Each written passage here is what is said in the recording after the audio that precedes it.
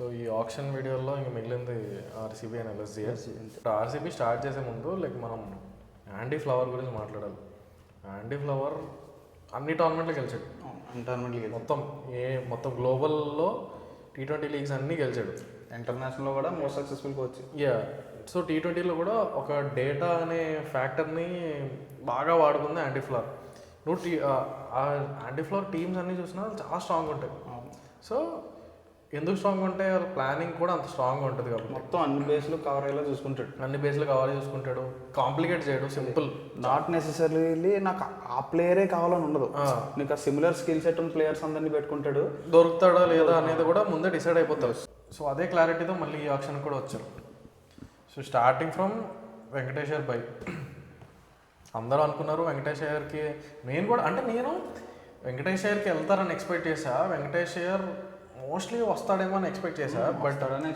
But I expected 12-13 CR for Venkatesh Iyer. 12-13 CR వరకు వెళ్తారు అనుకున్నాను నేనైతే. 7లో రావడం అంటే ఇట్స్ 10-12 క్యాప్ 10 దాకా పెట్టుకుంటారు అనుకున్నాను నేనైతే. పెట్టుకున్నారు. నేను అక్కడ దాకా టీమ్స్ కూడా పుష్ చేస్తాయి అనుకున్నా 12 వరకు.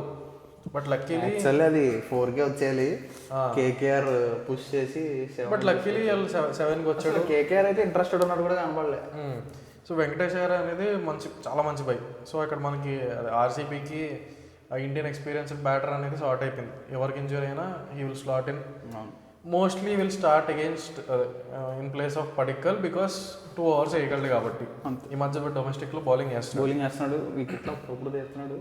ఇట్స్ ఓకే, వేస్తే చాలు. మనకి ఏదో ఫిల్లర్ అవర్స్ అప్పుడప్పుడు వేస్తే చాలు ఆర్సీబీ. ఇంకోటి ఏంటంటే RCB without Hazlewood and RCB with Hazlewood completely different teams.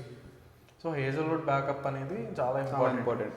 So ఆ ఇంపార్టెంట్ బై అనేది బేస్ ప్రైజ్లో వచ్చింది. డఫీ వాళ్ళైతే షాక్లో ఉన్నారు ఆర్సీబీ వాళ్ళు అలా చూడగానే అందరి వైపు చూసుకుని నవ్వుకుంటున్నారు. సో ఈ 2 picks అయితే మేము ముందే ప్రెడిక్ట్ చేసాం. డఫీ నెంబర్ 2 T20 బౌలర్ వచ్చి బెంచ్లో కూర్చుని ఇలా చేసి అది ఎందుకంటే వీళ్ళకి క్లారిటీ ఉంది. అండ్ వీళ్ళకి కావాల్సిన ప్లేయర్స్ లక్కీగా ఫ్రంట్ స్టార్టింగ్లోనే వచ్చారు. ఇప్పుడు అవతల టీమ్స్కి వాళ్ళకి ఇండియన్ టాలెంట్ కావాలి, వాళ్ళు ఎక్కడో వెనకాల వస్తున్నారు. సో వాళ్ళు ఆ ఇండియన్ టాలెంట్కి డబ్బులు దాచుకున్నారు. ఫర్ ఎగ్జాంపుల్ సిఎస్కే కానీ, ఎస్ఆర్హెచ్ కానీ, ఎల్ఎస్జీ కానీ వీళ్ళందరూ దాచుకున్నారు. సో అంటే ఇప్పుడు ఫర్ ఎగ్జాంపుల్ లివింగ్స్టన్ కూడా అందరూ అందుకే వెళ్ళారు స్టార్టింగ్లో.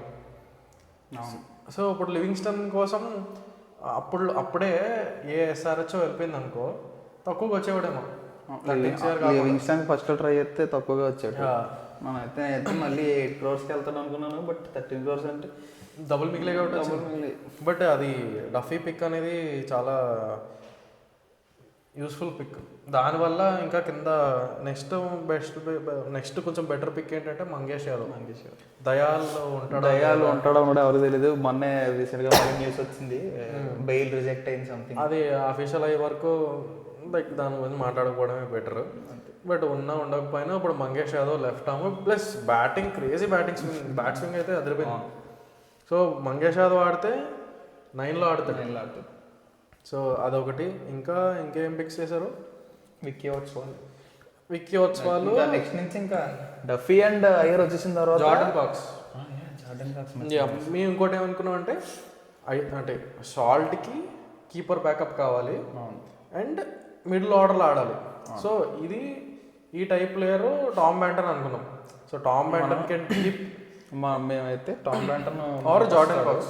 టామ్ బ్యాంటన్ మనకు వస్తాడు అనుకున్నాం, బట్ టామ్ బ్యాంటన్ కాకుండా జార్డన్ కాక్స్ రావడం అనేది అది plus. Plus Jordan Cox Tom Banton కన్నా ప్లస్. అంతే, జార్డన్ కాక్స్ ఇప్పుడు rising star.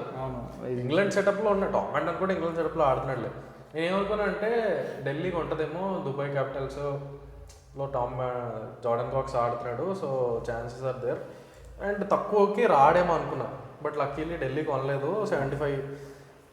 Tom Banton 2 CR పెట్టాడు. దానివల్ల కూడా ఎవరు వెళ్ళకపోవచ్చు, జీటీ వెళ్ళింది. సో జార్డన్ కాక్స్ కూడా చాలా మంచి బై చెప్పాలంటే. ఇప్పుడు టిమ్ డేవిడ్కి ఫర్ ఎగ్జాంపుల్ ఇప్పుడు హ్యామ్స్ట్రింగ్ ఇంజరీ అయింది, ఆడట్లేదు అనుకో, Tom Banton Jordan Cox start చేయొచ్చు.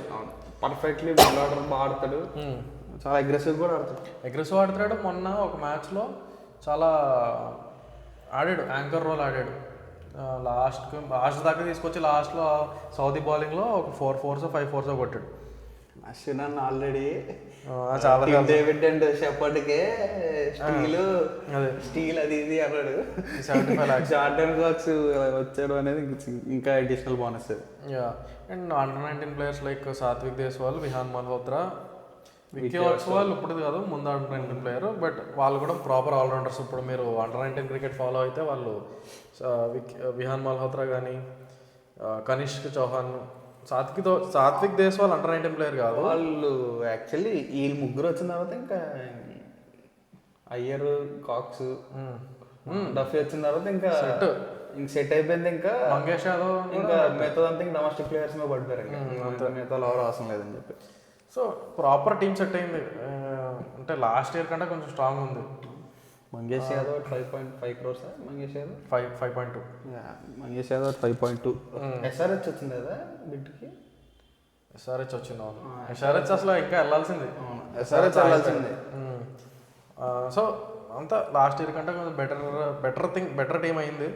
మరి చూద్దాం, ప్లే ఆఫ్స్ అయితే ఆల్మోస్ట్ వెళ్తుందా అనుకుంటున్నాం. అంటే స్ట్రాంగ్ టీమ్స్లో అంత strong team. Just trust in Andy Flower. So ఇది ఆర్సీబీ గురించి. Next and last team LSG. నేను ఫస్ట్ ప్లేయింగ్ అని చెప్పేస్తాను. LSG starting with Mohammed Shami, Mayank Yadav, Mohsin Khan, Avesh Khan, Anrich నోకియా, ఇంకెవరున్నారా, ఆకాష్ సింగ్, అమన్ తివారీ, అర్జున్ టెండూల్కర్ కెప్టెన్, ఇంకా చాలామంది ఉన్నారు. అసరంగా వదిలే వీళ్ళు బౌలింగ్ ఫాస్ట్ బౌలర్స్తోనే ప్లేయింగ్ లెవెన్ తయారు చేసేయచ్చు. బౌలర్స్ అన్నారు, బ్యాటర్స్ ఎందుకు అవసరం లేదు. అంటే మనకి ఫాస్ట్ బౌలింగ్ కోచ్ ఉన్నాడు, భరత్ తరుణ్, జహీర్ ఖాన్ ఉన్నాడు. బౌలర్స్ విన్ టోర్నమెంట్స్ రా. అలాగని చెప్పి బౌలర్స్ ఒక్కరు ఉంటే నెగరు అంతా వద్దు. 100 కాల్అౌట్ చేస్తా, ఓకే 100 కొట్టాలి కదా. కొడతారు బాయ్. అర్జున్ టెండూల్కర్ బ్యాటింగ్ ఆడుతున్నాడు తెలుసా గోవాకి. ఓపెనింగ్ ఆడుతున్నాడు తెలుసా. మరి దారుణం భయ అది. అలా ఎవరికి పతిరానాకు కదా 18 సరదాకి వెళ్ళి నాకు మర్చిపోయింది. పతిరానాకి 18 crore అట్లీస్ట్ నమస్కారం చేశారు అనుకో. బట్ నాకు వాళ్ళ థాట్ ప్రాసెస్ అయితే అర్థం కాలేదు. Why they are going for bowlers. వాళ్ళు బిఫోర్ ఆప్షనే ఆల్మోస్ట్ ఒక 6 to 8 బౌలర్స్ ఉన్నారు వాళ్ళు బిఫోర్ ఆప్షన్. మళ్ళీ ట్రేడ్ తెచ్చుకున్నారు ఇద్దరిని. మళ్ళీ ఆప్షన్కి వెళ్ళి మళ్ళీ నోకే అనుకోండి పోయి మరి దారుణం కాకపోతే ఏమో ఎక్కడ ఆడుతారో మరి తెలియదు. నోకే అయితే కంప్లీట్ బెంచ్. ఏమో కోచింగ్ ఇస్తాడేమో వీళ్ళకి అయి ఉండొచ్చు. అంటే 2 బ్యాచెస్ కింద విడదీస్తారన్నమాట. జహీర్ ఖాన్ ఒక లాట్ని తీసుకుంటాడు, ఒక లాట్ని తీసుకుంటాడు, ఇద్దరు కలిసి కోచింగ్ చేసుకుంటారు, సరిపోద్ది. ఏమో. సో ఆల్రెడీ సో వీళ్ళ ఆక్షన్ స్ట్రాటజీ అయితే నాకు కంప్లీట్లీ అర్థం కాలే. ఎవరికి అర్థం కాదు అది. హసరంగాకి వెళ్ళారు, ఫిజిక్స్ ట్రై చేశారా? హసరంగా వెళ్తే కొంచెం హసరంగా కాదు, పతిరానాకి వెళ్ళారు. Hasaranga good bye. హసరంగా అనేది యాక్సెప్టబుల్, గుడ్ బై. హసరంగా ఒకటి గుడ్ బై. మళ్ళీ లాస్ట్లో ఏమో జాస్ ఇంగ్లీష్ని కొన్నారు, అది కూడా గుడ్ బై. అంటే Jos English not for now. అంటే ఇఫ్ ఆడరు జాస్ ఇంగ్లీష్ మొత్తం అన్ని మ్యాచెస్ ఆడితే 8 CRకి చాలా మంచి బై అనుకో. బట్ 4 matches ఆడతాడు. ఇప్పుడేమో మళ్ళీ లేట్ మ్యాచెస్ అన్నీ ఆడాడు. మళ్ళీ అన్నాడా? 4 కాదు, 4 కంటే ఎక్కువ ఆడతాడు. అంటే April 18th ఎప్పుడో పెళ్ళి అవుతుంది బ్రోకి. దాని తర్వాత యాక్చువల్ ప్లాన్ ఏంటంటే పెళ్ళి అయిపోయిన తర్వాత హనీమూన్ నాకు కొంచెం బ్రేక్ కావాలి అని చెప్పి పంజాబ్కి ఎగ్జాక్ట్లీ 45 minutes ముందు చెప్పాడంట. నెస్వాడియా చాలా సీరియస్ అయితే నెస్వాడియాస్లో కొంచెం తెక్క ఎక్కువ పో అని చెప్పి వెళ్ళిపోమన్నాడు. అస్సలు కరెక్ట్ కాదని చెప్పాడు. సో బట్ ఇప్పుడు మళ్ళీ రీసెంట్గా వచ్చిన రిపోర్ట్స్ ఏంటంటే ఇంకా ఎక్కువ, అంటే April 18th అయిపోయిన వెంటనే మళ్ళీ ఐపీఎల్ ఆడడానికి వచ్చేస్తాడు. April 18th అంటే మార్చ్ ఎండింగ్లో స్టార్ట్ అవుతుంది ఐపీఎల్. సో ఫస్ట్ 20 daysలో ఎన్ని మ్యాచెస్ మహా అయితే ఒక 3-4 matches 4 matches 5 matches అవైలబుల్ ఉండడు. లాస్ట్ 10 matchesకి అవైలబిలిటీ ఉంటాడు. ఇప్పుడు ఫస్ట్ కాకుండా లాస్ట్లో ఆడతాను. లాస్ట్లో ఆడతాడు అంతే. ఓకే. సో బట్ ఇంగ్లీష్ది ఇయర్ కన్నా నెక్స్ట్ ఇయర్ కోసం లైక్ నా మోస్ట్లీ మెగా ఆక్షన్ కోసం అయి ఉండొచ్చు.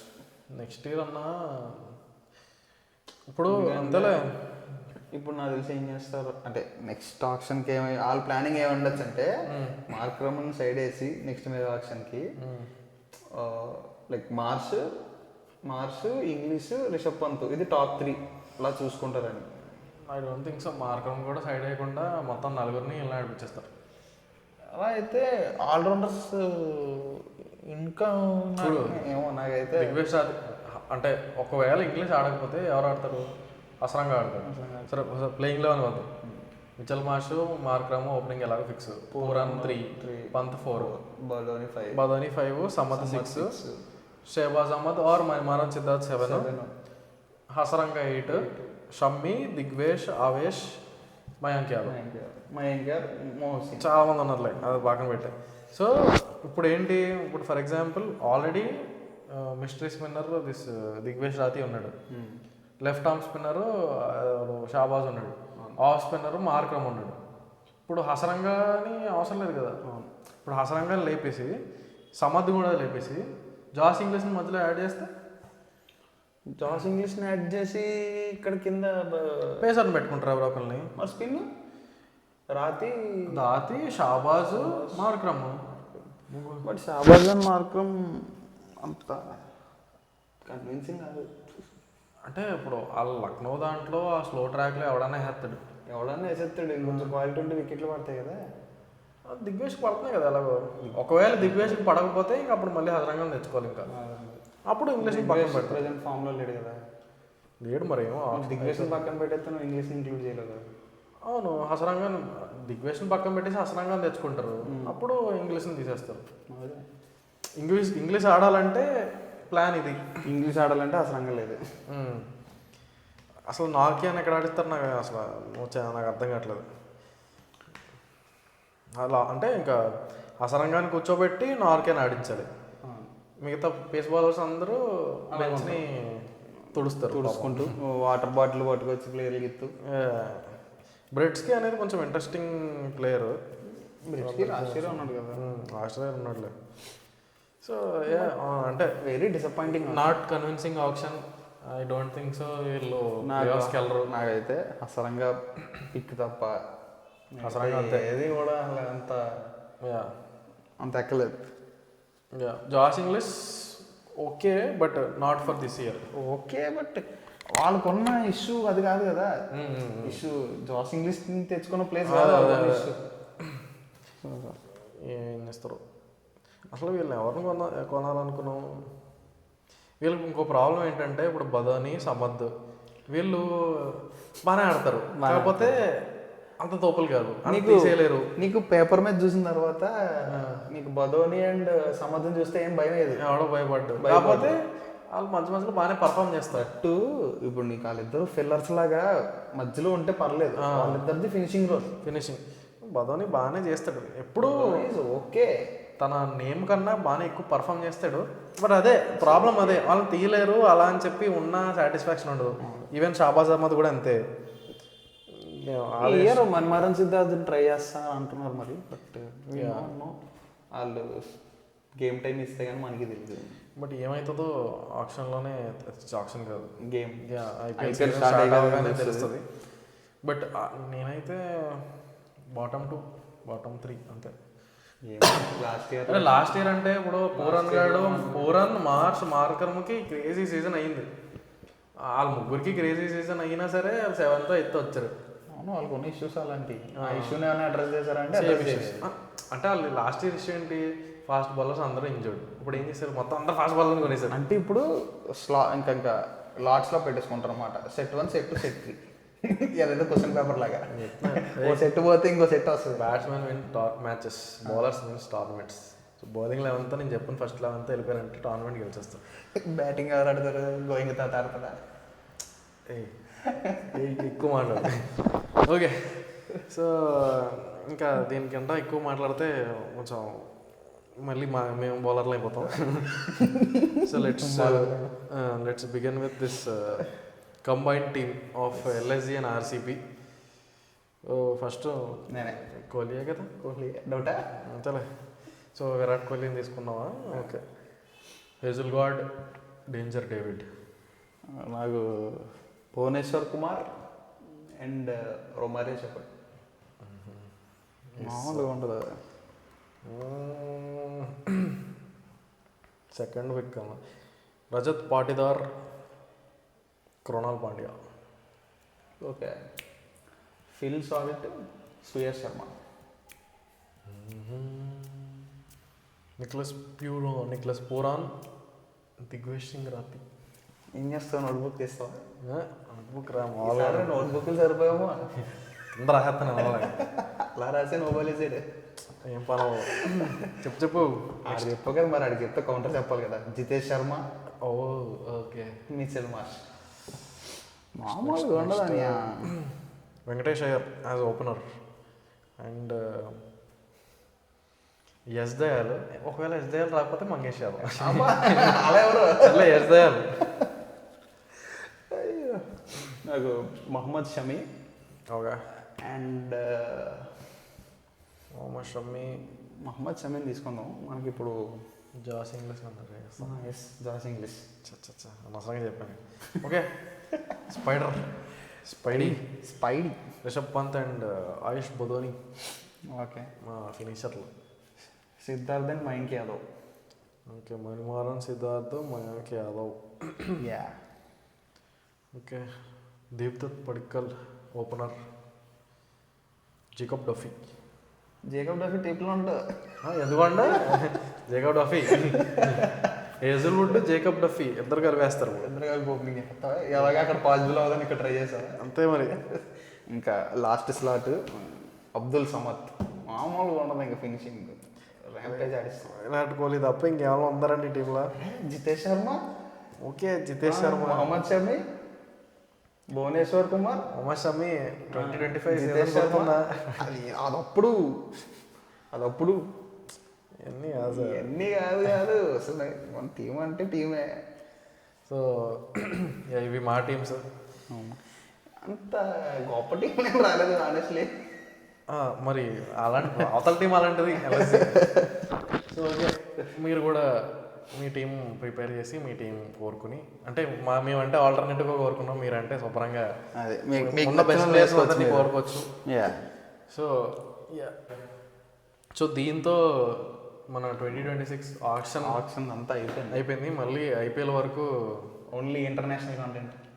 అలా అని కాదులే, మధ్య మధ్యలో వస్తుంటుంది ఐపీఎల్ అనేది వెరీ ఇంట్రెస్టింగ్ టాపిక్ ఎప్పటికీ. అంటే ఐపీఎల్ మధ్యలో ఇంకేం ఉండదు బ్రో. డైరెక్ట్ మార్చే మనం.